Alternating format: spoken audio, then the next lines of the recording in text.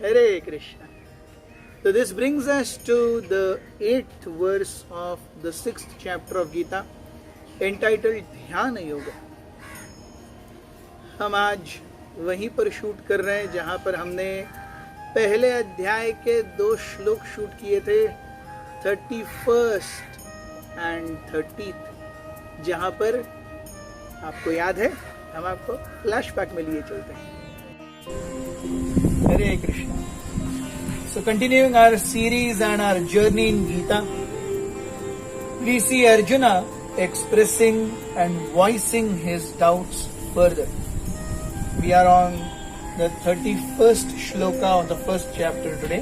ये दोनों श्लोक हमने किसी पेड़ पर यहीं पर शूट किया. तो जहां से हम चले थे वहीं पर हम वापस आ गए. यही हमारी भगवद गीता का प्रवास भी है. भगवत धाम से चले थे, भगवत धाम ही वापस आ गए. वहां पर ऊपर चढ़े थे, यहाँ डट के बैठे हैं. लेकिन बेसिकली ज्ञान वही है, विज्ञान वही है. तो श्रीमद् भगवद गीता के आज के श्लोक में भगवान मन और इंद्रियों के संयम पर अपनी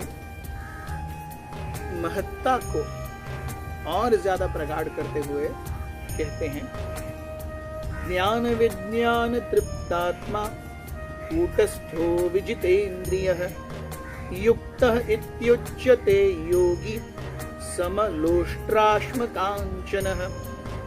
A person is said to be established in self-realization and is called a yogi or mystic when he is fully satisfied by virtue of acquired knowledge and realizations.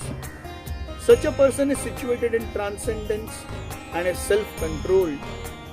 He sees everything, whether it be pebbles, stones or gold, as same. तो हम देखते हैं भगवान ज्ञान और विज्ञान दो चीजों के बारे में बात करते हैं. ज्ञान अर्थात थियोरेटिकल नॉलेज, विज्ञान यानी प्रैक्टिकल नॉलेज.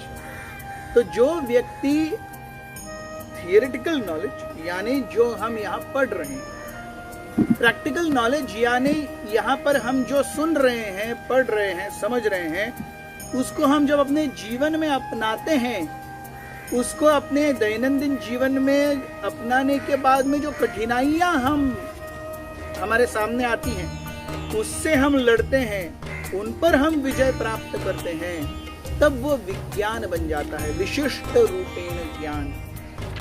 हम देखते हैं जैसे हम में से कोई जब ड्राइविंग करना सीखता है तो ड्राइविंग स्कूल में जाता है, वो क्लच, एक्सेलरेटर, ब्रेक कौन सा है, गियर में डाल करके क्लच धीरे छोड़ना है, एक्सेलरेटर धीरे दबाना है.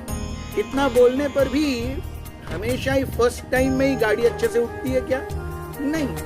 लेकिन धीरे धीरे धीरे धीरे वो करता रहेगा, तब वो एक्सपर्ट ड्राइवर बन जाएगा. सो ज्ञान और विज्ञान, जब हम आध्यात्मिक हैं, चित्त कर्ण हैं, ब्रह्म स्वरूप हैं, ये ज्ञान हम लेते हैं भगवत गीता से. जब हमारे मन इंद्रियां हमें भोग के लिए प्रवृत्त करती हैं, तो उनके साथ जूझ करके हम उनको नो कहते हैं, स्ट्रिक्टली नो. उसमें जो घर्षण होता है वो विज्ञान है. तो इन दोनों से उपयुक्त एक जीव कैसे जीता है, वो द्वंद्वों से ऊपर उठ जाता है. हम देखते हैं इसीलिए जिसने मन और इंद्रियों पर विजय प्राप्त कर ली, वो जित इंद्रिय है. मन को भी यहाँ पे एक इंद्रिय की ही संज्ञा दी गई है. Senses are gross, mind is subtle, but both are इंद्रिय ओनली. दोनों इंद्रिय ही हैं. तो हम देखते हैं कि भगवान हमें बता रहे हैं कि जो भी व्यक्ति अपने इंद्रियों और मन के ऊपर काबू कर लेता है, वो द्वंद्वों से समलोष्ट्राश्म कांचन. लोष्ट्र यानी भूमि पर गिरी हुई कोई चीज या कीचड़, कांचन अर्थात गोल्ड. तो भूमि पर गिरा हुआ कोई कीचड़ का कण या शुद्ध सोना ऐसे व्यक्ति के लिए समान है जो द्वंद्वों से ऊपर चला गया है। इसका एक सुंदर उदाहरण हम तुकाराम महाराज के जीवन में देखते हैं। तुकाराम महाराज की प्रचार और ख्याति सुन करके शिवाजी महाराज ने सोचा कि हम उनकी परीक्षा लेंगे। शिवाजी महाराज ने बहुत सारा धन, सोना, हीरे जवाहरात इत्यादि सब तुकाराम महाराज के लिए भेंट में भेजा। तो तुकाराम महाराज के यहाँ जब ये नजराना पहुंचा, भेंट वस्तुएं पहुंची, वो वहां पर नहीं थे। वो दूर भामागिरी पर अभंगों की रचना करने के लिए गए थे। उनकी पत्नी अवली ने वो सारे गिफ्ट्स स्वीकार किए और अत्यंत खुश हो गई, क्योंकि तुकाराम महाराज को तो किसी चीज की सुध-बुद्धि नहीं थी। 3-3, 4-4 दिन तक घर में खाने के लिए अनाज का एक दाना नहीं रहता था। तो अवली तो अत्यंत प्रसन्न कि अरे वाह, भगवान ने हमारी सुन ली, हमें खाने के लिए कुछ दे दिया। जब तुकाराम महाराज वापस घर आए शाम, उन्होंने देखा अरे घर में कपड़ों का ढेर पड़ा है। उनकी पत्नी इतनी सुंदर दिख रही है। वो अपनी पत्नी से कहते हैं, आपने यहाँ पे मेरी पत्नी को देखा क्या? तो पत्नी बोलती है, अरे मैं ही आपकी पत्नी हूँ। तो तुकाराम महाराज देखते हैं, अरे ये क्या हो गया? तब शिवाजी महाराज के जो मुख्य सिपाही वो सारा नजराना, भेंट वस्तुएं लेकर के आए थे, वो अपना परिचय देते हैं और कहते हैं कि शिवाजी महाराज ने आपके लिए ये नजराना भेजा है। तो तुकाराम महाराज सारी चीजें, उनकी पत्नी ने जो सुंदर गहने पहने हैं, साड़ी पहनी है, सारी चीजें निकाल देते हैं और वापस उस जगह पर जहां से वो आई थी वहां रख देते हैं और कहते हैं कि ये सब हमारे लिए नहीं चाहिए।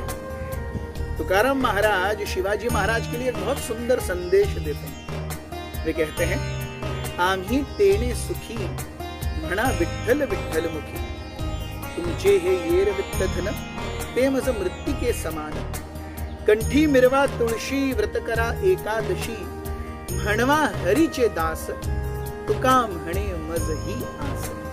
तुकाराम महाराज कहते हैं, आम्ही तेने सुखी म्हणा विठ्ठल विठ्ठल मुखी। अगर आपको मुझे प्रसन्न करना ही है तो मुझे भेंट वस्तु नहीं चाहिए। आप हमेशा भगवान विठ्ठल का, हरि का नाम लीजिए, उससे ही मैं संतुष्ट हो जाऊंगा। तुमचे हैं येर वित्त धन ते मज मृत्तिके समान। आपका ये जो इतना सारा सुंदर हीरे जवाहरात आप लाए हैं, वो मेरे लिए मिट्टी के समान है। अगर आप मुझे कुछ चाहते ही हो देना तो क्या करो, कंठी मिरवा तुलसी व्रत करा एकादशी। आप गले में कंठीमाला धारण कीजिए। कंठीमाला धारण करने का अर्थात, कंठीमाला धारण करना अर्थात अपने आप को ऑफिशियली भगवान का दास समझना। जैसे एक महिला जब उसकी शादी हो जाती है तो वो गले में मंगलसूत्र पहनती है, वो किसी की हो गई ऑफिशियली। उसी प्रकार से एक भक्त जब कंठीमाला पहनता है, इट्स ऑफिशियल डिक्लेरेशन, मैं भगवान का हूं। ऑफ कोर्स केवल ऑफिशियल डिक्लेरेशन देने से कुछ नहीं होता, इसको निभाना भी पड़ता है। तो कंठी मिरवा तुलसी, अपने आप को भगवान का दास कहने में अत्यंत गर्व महसूस कीजिए। कंठी माला लेकर के घूमने में शान मानिए, अरे मैं भगवान का दासत्व स्वीकार किया। इसीलिए तुकाराम महाराज कहते हैं, मज ही आस, मैं इतना ही चाहता हूं बस। सो हम देखते हैं शिवाजी महाराज ने तुकाराम महाराज को क्या भेजा? धन भेजा, अलंकार भेजे, कपड़े भेजे, अन्न भेजा। तुकाराम महाराज ने क्या कहा? आप हरि का नाम लीजिए, कंठी माला पहनिए, हरि नाम का प्रचार कीजिए, एकादशी पालन कीजिए। Yes. So this is how one really transcends the dualities of mind and senses when one is actually in samadhi अवस्था। तो इसीलिए जब हम शब्द, रूप, रस, गंध, स्पर्श इत्यादि से अभिभूत भौतिक आसक्तियों से, उसके प्लेजर्स से ऊपर उठेंगे, तब एक्चुअली वो अवस्था योगारूढ़ अवस्था है। वह अवस्था निर्विकल्प समाधि की अवस्था है। It's a very elevated stage, but one must really endeavor to come to that stage। बहुत बहुत धन्यवाद। हरे कृष्ण।